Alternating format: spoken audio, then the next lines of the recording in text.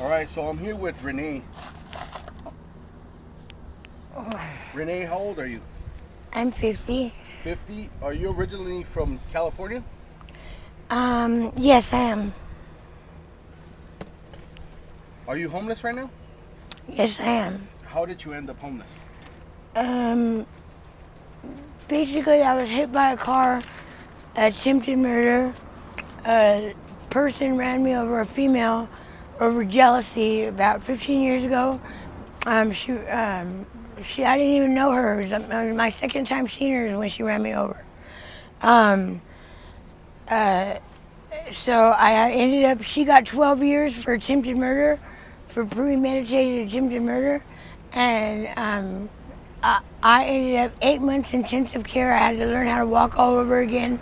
I have a plate in my left hip, a plate in my pelvic, and 14 screws in my lower back. Um, and you see, look, my knee was ripped off. My knee was ripped off. They took a piece of skin off my ass and put it on my knee. And I got one big one going right there to right there. Because my hip was completely shattered and my pelvic was completely shattered. So 8 months intensive care, I had to learn how to walk all over again. And due to that, I got addicted to opiates, painkillers, that Norcos and Vicodin and Oxys. And due to that, I ended up, it cost way too much, $3 in Norco.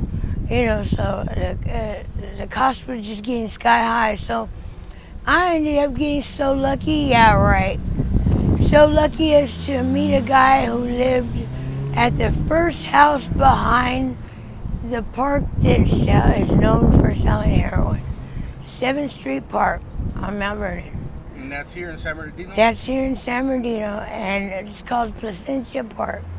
And I was living at the first house behind the playground, right over the wall from the park where they sell heroin. So I graduated to, instead of doing the Norcos, for the first couple of years, it was the bomb, because all I did was a dime in the morning of heroin and a dime at night.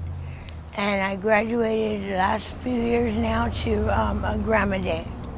So now you're just addicted to the H? Yes. Okay. And what do you do out here to survive? Like, I fly a sign right now.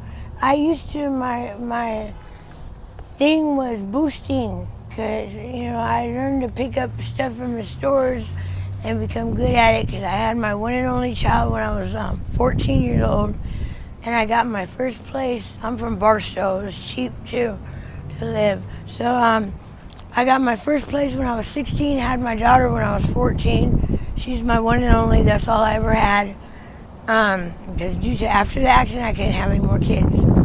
And so I learned to boost, because I told my mom and dad, if I got the welfare check in my name, if I could get my own place, I won't ask them for nothing.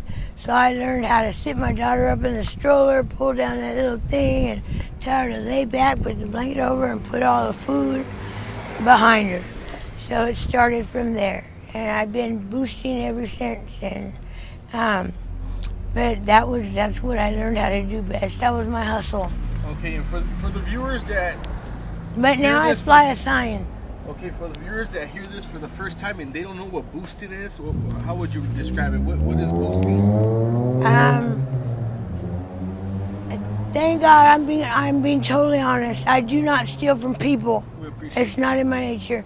I do not steal from people, but I do steal from the stores. it. Okay. That's what boosting is, stealing from the stores.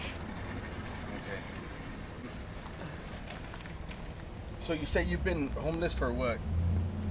How many years? I say I've been homeless for about a good 6 years now. 6 years. And where do you sleep out here at night? I mainly hit the hospitals. Okay, so what do you guys have out here? Do you guys have like any programs or anything like that? When They you have guys are homeless, you guys can go to a program and actually get somewhere to stay? They have programs, but it's so terrible, because you got to be on your P's and Q's, I just went to Gibson House. I did the whole thing of calling and having a calling, checking for a bed every day, and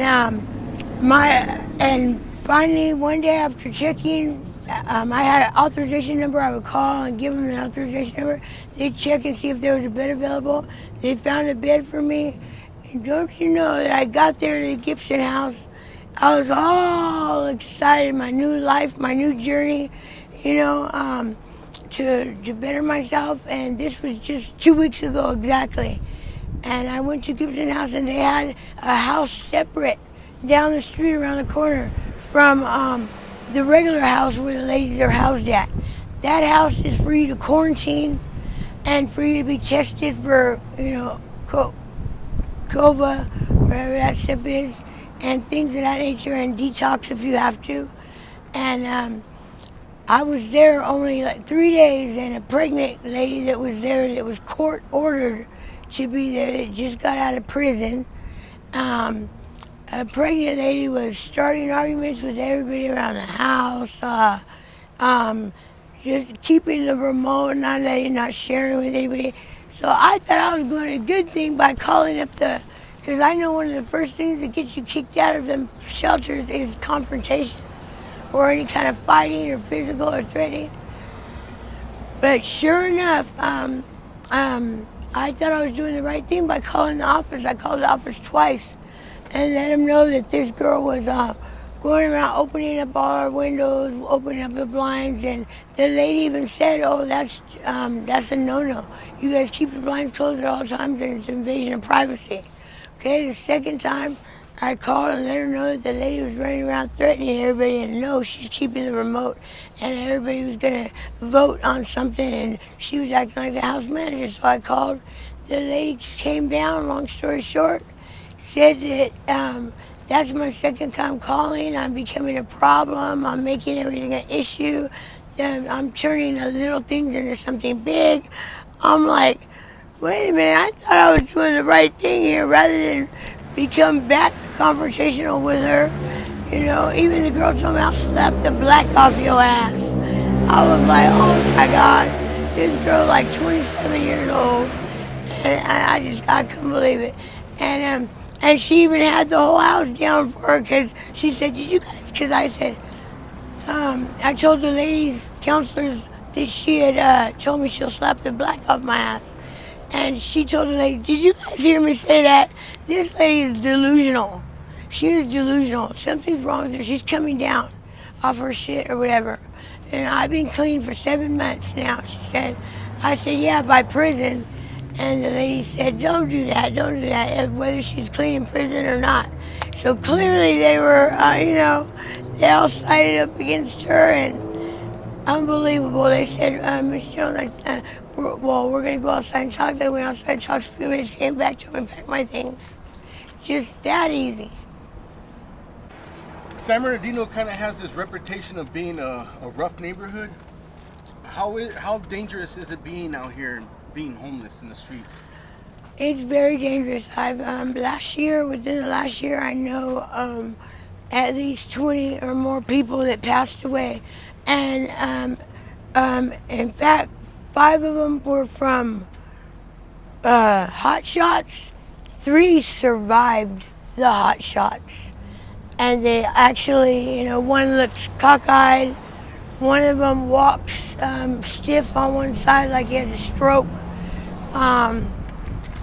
It's terrible what people will do to you out here. It really is. There are heartless people out here.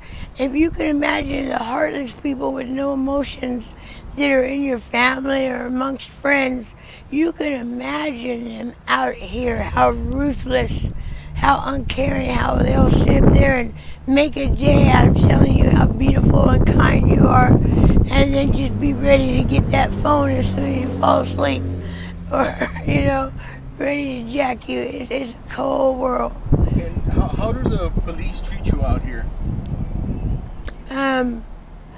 It's sick because they turn a blind eye to a lot. It's just like they know Placentia Park is known for selling drugs. Why is that still going on? Once every 6 months or so, they'll go in and act like they're doing a sweep, sweeping up everybody, but then the garbage comes right on back. It's just a show. But to me, somebody's definitely, because I'm sure you heard that they have meetings, like, you can't do this, you can't do that. If you do, you'll suffer the repercussions. That's because there's somebody bigger and bigger than him and bigger than him that's making all that money, and I think the majority of it is going to the cops. There's a lot of snitches out here, and there are connects. To the younger generation that are thinking about maybe doing drugs, what kind of advice would you give them? I did drugs not because my dad whooped my ass too much, not because my dad whooped my mom's ass too much, not because he was too strict, not because a lot of people say this and that and the other. Well, to each his own, everybody's got their reasons. I did mine because I wanted to try it. I've got an addictive personality. I got, it runs in my family, quite a few people in my family that do it, and as soon as I try something, I want to do more and more and more, or so. But that was when I was a kid. It really wasn't until I got hit by the car is when I really, really, the addiction came full force, and now I can't help it. I'm gonna do the best I can because I can do this, conquer this. But all I can say is drugs are real.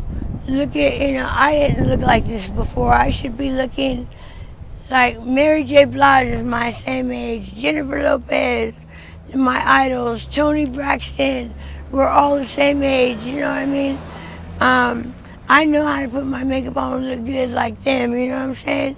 But instead, I'm out here looking like this. I come from a big, beautiful Hispanic and black family. And proud to be black and brown. And very proud, and it was like the best of both worlds, being raised to be able to help little grandma in the kitchen make tamales, the homemade green chili, and then going to Big Mama's and helping her prepare the fried chicken and the turkey, the sweet potato pie, all that good stuff. But it's like the best of both worlds. Can't choose from it. But if I had one wish, it would be good. No matter how much and how hard my dad whooped my ass when I was coming up with a switch and a belt, if I had one wish, it would be to go back and do everything my mom and dad were trying to teach me to do. I get it now, but it's too late. Now it's not never too late, but now I gotta clean up my mess and get my life together. All right, and if one of your loved ones gets to see this interview, what would you like to tell them? Just that that they know me, and the Renee that they know and grew up with, and always laughing and always happy. I'm still that way. You better believe it. Don't sit up here and thinking I'm out here having regrets and woe is me. I always keep my head up high, no matter what I do, no matter where I go. I continue to be me. Even in the worst situation, I bring myself out of that and be happy, because it could be way worse. The Lord spared my life when I seen that bright white light when I got hit by the car. And he said, I'm not going to be chicking out like that by the hands of somebody here, a human on earth. He said, I'm not ready for you. It's not time.